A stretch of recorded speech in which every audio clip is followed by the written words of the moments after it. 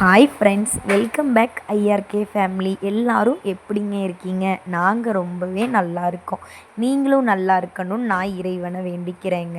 இன்றைக்கி நீங்கள் பார்க்க போகிற இந்த ஒரு விலாக் வீடியோ ரொம்பவே உங்களுக்கு பிடிச்சிருக்கும் அப்படின்னு நான் நம்புகிறேன். அது மட்டும் இல்லாமல் எங்களுடைய ஞாயிற்றுக்கிழமை எப்படி போச்சு அப்படின்றதையும் நான் உங்ககிட்ட கொஞ்சம் ஷேர் பண்ணிக்க போகிறேங்க. அதாவது நம்ம திருப்பூரில் பனியன் கம்பெனியில் வாரம் ஃபுல்லாக வேலைக்கு போகிறோம் அப்படின்ற பட்சத்தில் ஞாயிற்றுக்கிழமை ஒரு நாள் பொழுதும் எப்படி இருக்கும் அப்படின்றத நீங்கள் இந்த வீடியோவில் ஃபுல்லாக பார்க்க போகிறீங்க. அது மட்டும் இல்லாமல் இன்றைக்கி நம்ம ஒரு ஸ்பெஷல் டேவும் கூடங்க எங்களுக்கு. ஓகே ஃப்ரெண்ட்ஸ், இப்போது நீங்கள் இந்த வீடியோக்குள்ளே போகிறதுக்கு முன்னாடி நம்ம ஐஆர்கே ஃபேமிலி சேனலுக்கு ஒரே ஒரு சப்ஸ்கிரைப் மட்டும் பண்ணிவிட்டு ஒரு லைக் மட்டும் பண்ணிடுங்க ஃப்ரெண்ட்ஸ். அப்போ தான் நான் போடுற வீடியோஸ் எல்லாமே உங்களுக்கு தவறாமல் நோட்டிஃபிகேஷனாக வரும்.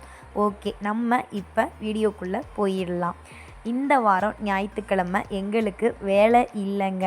வேலை இல்லைன்னு சொல்ல முடியாது. தீபாவளி எல்லாம் முடிஞ்சு கொஞ்சம் கொஞ்சமாக இப்போ தான் எக்ஸ்போர்ட்டில் எல்லாம் வேலை ஸ்டார்ட் பண்ணியிருக்காங்க. நான் பொதுவாகவே ஞாயிற்றுக்கிழமை வேலை வச்சாங்க அப்படின்னா மேக்ஸிமம் நான் போக மாட்டேன். ஏன்னு கேட்டிங்கன்னா அந்த அன்னைக்கு மட்டும்தாங்க ஒரு நாள் எனக்கு ஃப்ரீ டைமும் கூட. அந்த அன்னைக்கு எல்லா வேலையும் நான் செஞ்சு வச்சுட்டேன் அப்படின்னா அடுத்த வாரத்துலேருந்து ஒரு 6 நாளைக்கு எனக்கு கொஞ்சம் ப்ரெஷர் இல்லாமல் நான் வேலைக்கு போயிடுவேன். ஓகே ஃப்ரெண்ட்ஸ், இன்றைக்கி காலையில் ஞாயிற்றுக்கிழமை நேரமாகவே நாங்கள் எந்திரிச்சிட்டோம். எங்களுடைய தெருவில் உங்களுக்கு ரோடு போட்ட விஷயம் தெரிஞ்சிருக்கும். நான் ஷார்ட்ஸில் ஒரு வீடியோ போட்டிருப்பேன். எனக்கு புது ரோட்டில் கோலம் போடும்போது ரொம்பவே பிடிச்சிருந்துச்சு. ஏன்னா புதுசாக ரோடு போட்டு அதில் கோலம் போட்டும்போது ரொம்பவே நல்லாயிருக்கும். எங்களுடைய தெருவில் நாங்கள் கல் மண் அப்படியே தான் இருந்தது. நாங்கள் வாசல் தொளித்து கோலம் போடுறத ஒரு 3 மாதமாக விட்டுட்டோம். இந்த தடவை ரோடு போட்டதுக்கப்புறம் கோலம் போட்டோடனே ரொம்ப ரொம்ப அழகாக இருந்துச்சு. அதுவும் எங்கள் தெருவில் நான் தான் முதல்ல கோலம் போட்டேன்.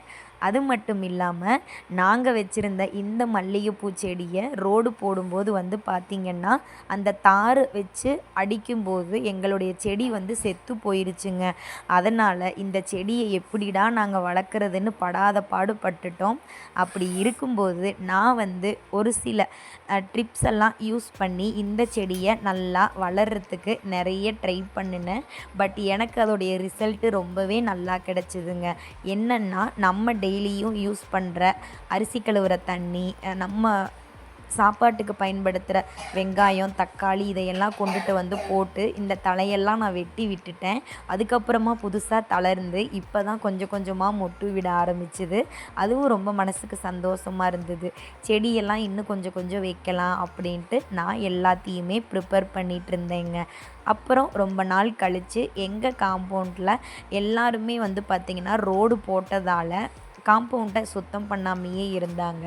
அதுக்கப்புறமா கொஞ்சம் கொஞ்சமாக எங்கள் வீட்டில் எல்லா வேலையும் க்ளீன் பண்ணி வெளியில் வச்சதுக்கப்புறம் நான் மறுபடியும் உருளியில் பூ வச்சு தண்ணி ஊற்றி வைக்க ஆரம்பிச்சிட்டேங்க. ஏன்னா ரோடு போட்டு ஆப்போசிட்டில் வீடு கட்டிகிட்டு இருந்ததுனால எனி டைம் தூசியும் கூலமாக வந்துக்கிட்டே இருந்ததுனால எதையுமே ப்ராப்பராக பண்ண முடியல. அதுக்கப்புறம் எப்பவும் போல் இந்த தடவை எங்கள் மாமனார் மாலை போட்டிருக்கிறதுனால எங்கள் வீட்டில் நான்வெஜ்ஜு நாங்கள் சமைக்கிறது இல்லைங்க. அதனாலேயே பார்த்திங்கன்னா ஞாயிற்றுக்கிழமையும் எங்கள் வீட்டில் சாம்பாரோடு முடிஞ்சிருச்சு. அது மட்டும் இல்லாமல் ஞாயிற்றுக்கிழமை எப்போவுமே பார்த்திங்கன்னா காலையில் நாங்கள் எப்போவும் லேட்டாக தான் நான்வெஜ் எடுத்தால் கூட சமைப்போம். இருக்கும்போது நான் எப்போவும் ராகி மாவு கூழ் காய்ச்சி வச்சுருவேங்க. எந்திரிச்சு ராகி மாவு கூழ் குடிச்சிட்டு இல்லைன்னா ஒரு ஜூஸ் போட்டு கூட குடிச்சிட்டு அதுக்கப்புறமா நாங்கள் சமைக்க ஆரம்பிச்சிருவோம். இன்றைக்கி ஏன் இவ்வளோ நேரமாக நான் வேலை செய்கிறேன் ஞாயிற்றுக்கிழமை அப்படின்னா, இன்றைக்கி நம்ம ஒரு உரமுறை வீட்டுக்கு தாங்க போக போகிறோம். நம்ம ஒரு குட்டி பாப்பாவை பார்க்குறதுக்கு போக போகிறோம். அது யார் அப்படின்னு கேட்டிங்கன்னா எங்கள் வீட்டுக்காருடைய பெரியம்மா பொண்ணுக்கு நியூ பேபி பார்ன் ஆகிருக்கு. அவங்கள பார்த்துட்டு அந்த குழந்தைய பார்த்துட்டு அதுக்கப்புறம் என்னுடைய ஃப்ரெண்டு ஒருத்தவங்க அங்கே இருக்காங்க, அவங்களையும் போய் மீட் பண்ணிட்டு வரலாம் அப்படின்னு தாங்க கிளம்பிகிட்ருக்கோம். நான் எல்லா வேலைகளையும் பொறுமையாக முடிச்சுட்டு ஞாயிற்றுக்கிழமை இந்த வாரம் எங்களுக்கு ரொம்பவே ரிலாக்ஸ்டாக இருந்தது. அது மட்டும் இல்லாமல் எங்கள் வீட்டுக்காருடைய சொந்தக்காரங்க எல்லாருமே முக்கால்வாசி பேர் திருப்பூரில், நாங்கள் இருக்கிறதுக்கு ஒரு 2 கிலோமீட்டர் தூரத்தில் தான் இருக்காங்க. பட் அதிகமாக எங்களுக்கு எப்போவுமே போக்குவரத்து இருக்காது. ஏதாச்சும் ஒரு விசேஷம் அப்படின்னா மட்டும்தான் நாங்கள் போயிட்டு வருவோங்க. அங்கே இருக்கிற என்னுடைய ஃப்ரெண்டையும் வந்து நம்ம பார்க்க போகிறோம். முக்கியமாக நம்ம யூடியூப்பில் வீடியோ போடுறதுனால எங்களுடைய சொந்தக்காரங்களை ஒரு சிலரை நான் இந்த வீடியோவில் காமிக்க முடியாது. ஏன்னா அவங்களுடைய பர்மிஷன் இல்லாமல் அவங்களுடைய முகத்தை நம்ம காட்டக்கூடாதுங்க. அதனால் நான் கொஞ்சம் கொஞ்சமாக கிளிப் எடுத்து தான் இந்த வீடியோஸ் எல்லாமே உங்களுக்கு கொடுத்துருக்கேன். அது வரைக்கும் உங்களுக்கு பார்க்குறதுக்கு ஹாப்பியாக தான் இருக்கும்.